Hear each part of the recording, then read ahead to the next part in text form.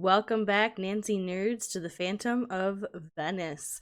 Alright, it's been a little bit since I did this, so I'm not quite sure what I'm doing. That's my pager. Antonio Fongo is in his office. Time to go to work. That's right. Okay. Where do I go to watch this guy? Is it outside my room? How do I get back to my room? Is this my room? This is my room. Okay, do I go out here? Pesce fresco, pesce venite. Yes. Do I go out? Is this it? This isn't it. This isn't it. Well, where do I go? No, well, what do I do? Oh, hi, lady. Is it out here?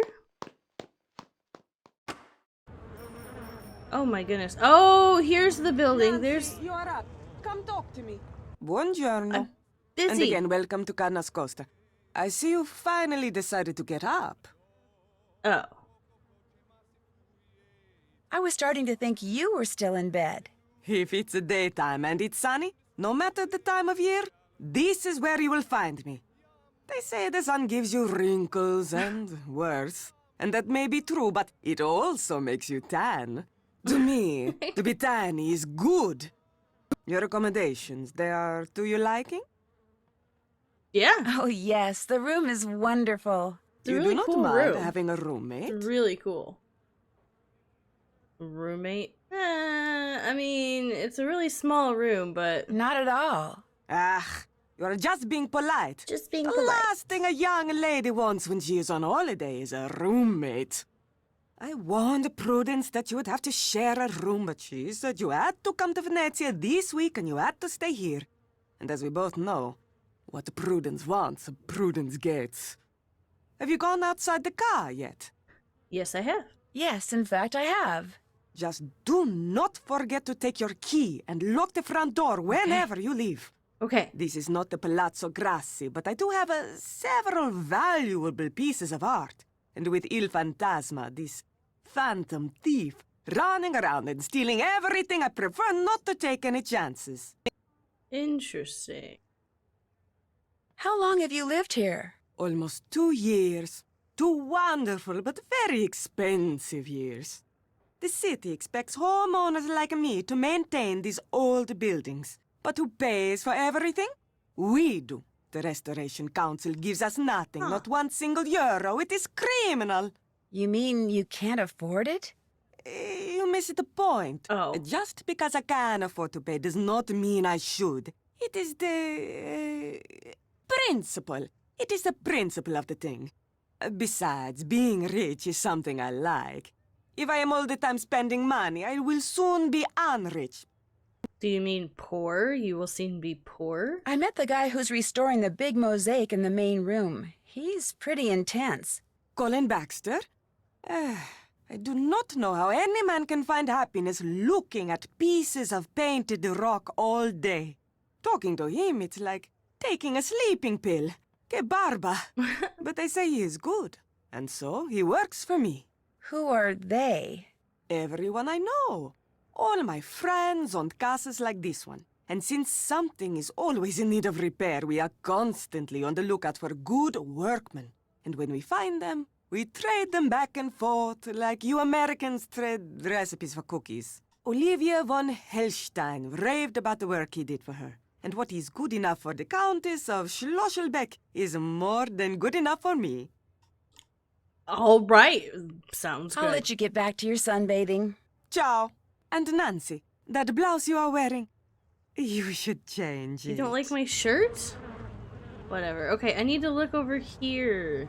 I'm too far away to see anything. Binoculars. Whoa, Nancy. All right, there he is. Nancy, what are you doing? Studying the architecture. That's what I want to be, an architect, so I'm kind of boning up. You Americans always busy doing something. Que noia. All right, okay, so do I just watch this guy? He appears to be drinking something. Out of a flask, perhaps? Is that what I'm watching for? Still drinking. What is that buzzing noise? Ooh, a bird. This looks interesting.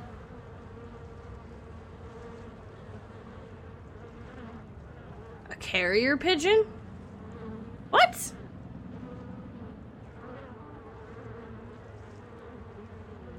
I'd better go somewhere private and report this. So he... Ciao, this is Nancy Drew. Yes, is this Detective Leporace? Si, but please, to you I am just Sophia. I'll remember that, Sophia. You have something to report? I think so. While I was watching Fongo, a pigeon flew to the window outside. Fongo got up from his desk, went over to the window, and took something off the pigeon's leg. Something very small. He removed something from the pigeon's leg. You are positive? Yes, he removed something, kind of studied it, then left the office. Maybe he is using a trained pigeon to communicate with someone. Yes, this could be true, because we know that by phone he talks to almost no one. Here is what we will do. I will deliver to you a tracking device. You will sneak into Fango's office when he is not there and feed it to the pigeon. After that, you can use your PDA to see in what direction it has flown. You want me to feed a tracking device to a pigeon? It will be very, very tiny. But I do not want to leave it at the ATM. If you go there too much, people will get suspicious. So we will leave it for you in the costume store in Campo Santa Maria Formosa. It will be hidden among the things there. You will have to find it. How will I know what it looks like? Very soon, I will send a picture of it to your PDA. But you must locate the device quickly. If you do not find it in time, it will destroy itself. If that happens, we will hide another device. Your PDA will show you where we have hidden it. Oh, You dear. want me to feed a tracking device that self-destructs to a pigeon? The self-destruct mechanism will automatically deactivate when you pick it up. And do not worry. The device will not hurt the pigeon after it is swallowed. And I'll be able to track it using my PDA. Sounds like this thing is going to come in very handy. It is from the GDIF. Military equipment is good. Well, guess I'm on my way to Campo Santa Maria Formosa. After you have fed the tracking device to the pigeon, you must do two things. You must find out where the pigeon goes when it leaves Fongo's, and you must discover what it is carrying. Call me when you know these things. You are good to help us, Nancy. We are very short-handed. Carnevale keeps the police very busy. I'll do my best. Ciao. All right then. Okay, okay. So, I wasn't done exploring up here though. Let's see. Why are you touching my things? Please stop. Oh, crap. Sorry. Oh, here's what the Would it be buzzing all right noise. if I picked some flowers? Go ahead. Prudence got them from a plantation in Hawaii. The Healy Research Center. They grow like weeds. Okay. Ouch! Oh! Santa Pace, Nancy, look what the bees did to you. You look horrible. No more Venezia for you. Oh. Oh. Good news, the bees won't sting you if you blow smoke at them first. The bad news, the bees just smoked you, big time. I don't have any smoke. Okay. So... My bad. Let's not touch the bees. Okay, okay. No flowers for us. Not at least until we find a way to not get stung to death. Hello, Nancy. Do you live here at the Ca? No, I have a room in a building on the other side of the Grand Canal. A very small room. But I spend so much time here and so little time there, I suppose technically I do live here. Oh, I've alright. kept you long enough. What's his name? What's whose name? What? The bloke who gave you that locket you're wearing. Oh, Ned. Goodbye, Nancy. Why are you so sad? Aw. Well, that's the locked door. You have Hello, anything to Nancy, say? right? So, how do you like Venice? Oh, it's great! Oh, it's incredible. I think Venice is the most fascinating city in the world. Its history, its art, its layout, everything about it is so rich and so beautiful, and there's so much about human ingenuity. I absolutely love it. Have you ever thought about living here? I have indeed. In fact, every time I come here, I make an effort to meet new people. Having friends is very important to me, you see? But I don't want to move here until I can afford my own palazzo. Oh. So, until that day, I shall have to content myself with staying here wherever I can and as often as I can. What do you do? What do you do for a living? I'm a journalist. Right now, I live in Oh. Hamburg because that's where the offices of Eurovent magazine are. I do most of my writing for them. But I know far more about Venice than I do about Hamburg. In fact, I know more about Venice than most Venetians do. I know where the best souvenir stands are, the nicest glass shops. Yeah, I'll make you a list of the cheapest cafes. No, that's okay. You don't need to do that. You don't want to know where the cheapest cafes are? Are you sure you're American? I'm just not into touristy things, that's all. I see. Oh, but you could tell me what your very favorite spot in Venice is. I'd love to know that. Oh, well, let me think. That would have to be Campo San Paolo. There's something, I don't know, something very avant-garde about it that's quite charming. Huh. So what do you think about all this phantom thief stuff? I probably shouldn't say this, but I think it's great. A caped figure darting down walkways beside moonlit canals, melting mist-like into the shadows, escaping not with stolen money, but stolen art. It's all just so wonderfully Venetian. Have you written about it? I'm working on a piece for Eurovelt, yes. I tried to tell them I was here on holiday, but when they agreed to pay half my expenses in addition to my normal fee, how could I refuse? Oh, wow. Besides, as far as crime sprees go, this one is rather refreshing. Il Fantasma hasn't physically hurt anyone, and has some very interesting ideas when it comes to what's worth stealing. In fact, it's altogether possible this phantom could turn out to be a woman. Whew! That would be a story I'd write for free. I see. So, have you dug up anything juicy for your story on this phantom thief person? This case is so huge, the police are swamped. Apparently, they've got people coming in from all over the world to help track down leads.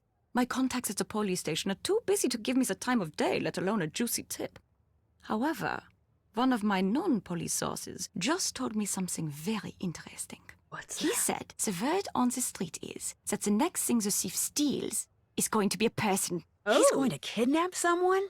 A very wealthy someone. At least, that's a rumor. Okay. Do you talk to Colin Baxter very much? I try to talk to him, but he's so focused on his work. Having a decent conversation with him is virtually impossible. Once, out of politeness, I feigned an interest in what he was doing, and the next thing I knew, He was showing you his tennis-ray slides. yes, they went on and on and on. It was nightmarish. I felt like a seabird that had landed in an oil slick and couldn't fly away. Oh, The no. only way I could escape was to confess that I found the slides less than fascinating, which hurt his feelings terribly, I'm afraid. But it couldn't be helped. Yeah, that's what happened to me, too. So you don't know much about him? I know nothing about him at all. Actually, that's not quite true. Ooh. Once, while he was working, his cell phone rang. He immediately left the room to take the call, but as he was leaving, he picked up by saying, "This is Justin." Not Colin. Justin. Ooh, so... Are you sure? Positive. Don't forget, getting the facts right is how I make my living. Thanks for taking Sure. the time to talk to me. It's been a pleasure. Pretty locket. Thank you. My Oh. boyfriend gave it to me. Boyfriend. You do have it all, don't you, Nancy Drew?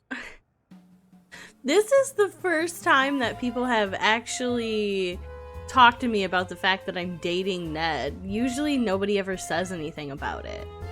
That's different. Okay, so, well, let's see. What's your face wanted me to change my... Phone is ringing. I was gonna change my blouse, but I guess I'll answer the phone. Hello? Hello, is this Nancy? Miss Rutherford. Nancy? Yes, it's Nancy. How are you? Well, to be honest, I'm rather peeved. Were you or were you not to call me just as soon as you were settled in there at the car? Oh. I'm sorry. I should have called. But I've been very busy. And I've been very worried. I was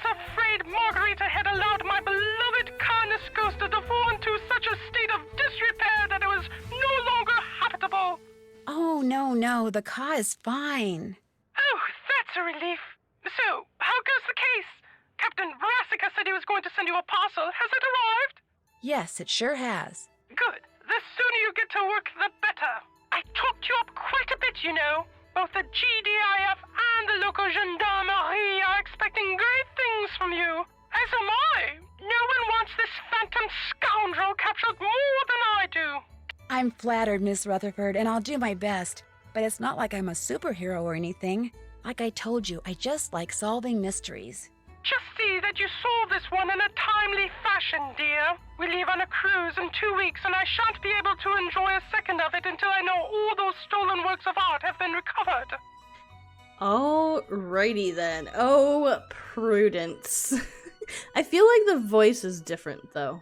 I get the feeling Margarita's not real happy about my staying here at the car.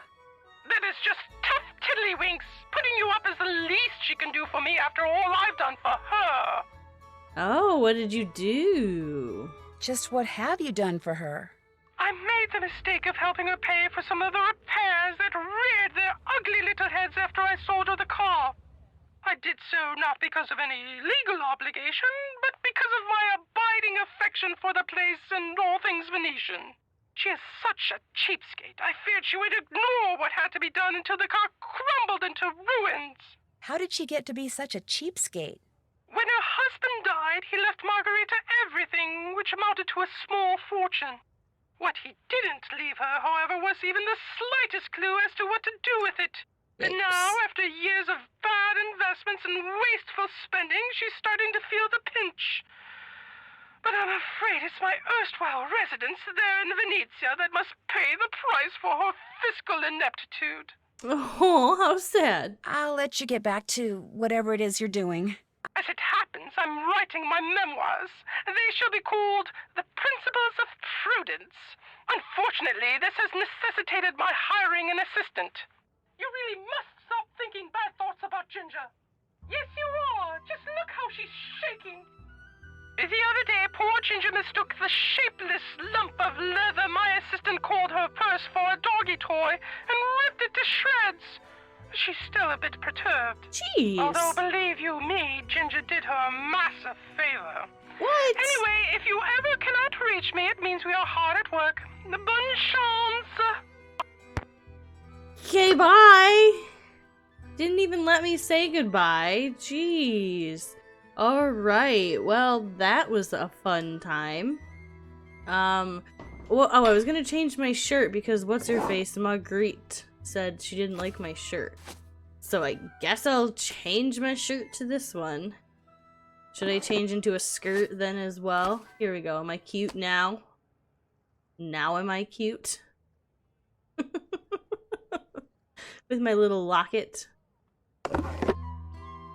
There we go. There. Maybe perhaps now she won't tell me I'm dressed all weird. Alright, well, before I head to the costume shop, we'll have to leave that for the next episode to go find the tracker to feed to the pigeon. Because that's a thing that we're doing. Alright, everyone, you know what that means. I'll see you guys in the next mystery.